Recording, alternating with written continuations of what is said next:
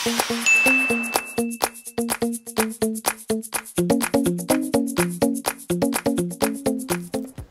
borrow money from your boss's son? Ito naman si leading man, kakabayad mo lang ng tuition. Ayoko kasi kitang bigyan ng problema. Well, maybe your boss's son can help you then.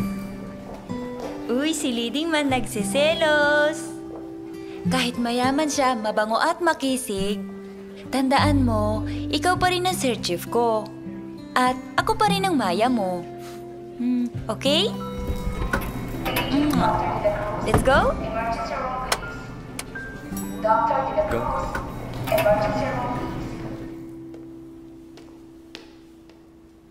Sister. Oh, Virginia. Halika, upo ka.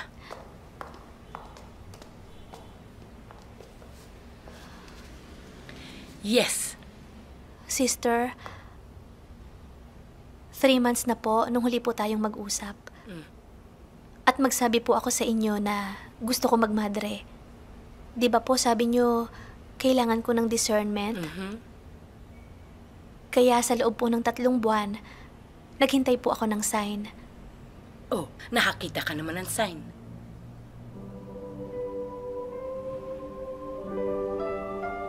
Virginia, ha? Tantanan mo ako! Na-impluensyahan ka lang ng tiyain mo! Inay, wala naman hong pinalaman si sister dito eh. Inay, ako may gusto nito. Hinay ka na naman, heto ka na naman, nagdadrama ka na naman! Matagal ko na Po itong pinag-isipan, Inay. Pinagdasal ko to kay Lord. Hayang ka na naman. Tawag mo na naman sa akin, Inay. Nanay, hayaan niyo po muna ako. Kung gusto mo, hiwanan ko si Haivan. Gagawin ko, huwag ka lang magmadre. Please. Nay. Nakakahiya naman kay Lord. Saka nangako na ako sa kanya eh.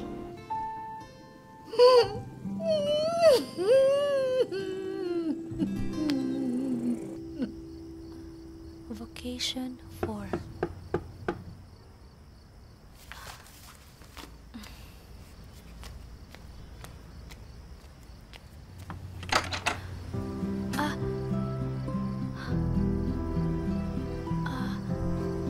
Siya kailangan mo.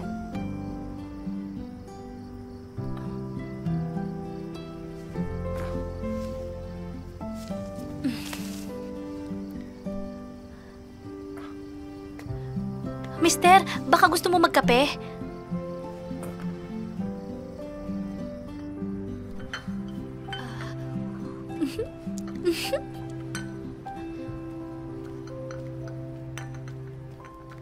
Kape, oh.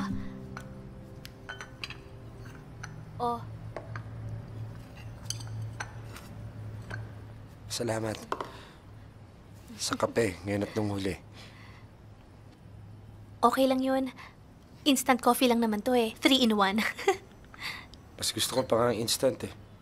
Hindi ko maintindihan kung ba't kailangan pa magbayad ng mahal para lang sa kape.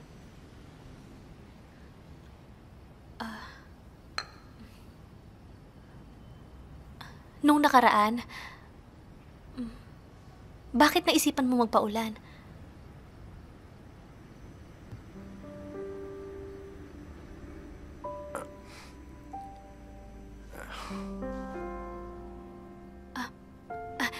Kung sa bagay, ako nga eh, ang dami-daming mga bagay na ginagawa ko pero walang dahilan. Nung minsan nga, bigla ko lang naisipan na maligo sa ulan.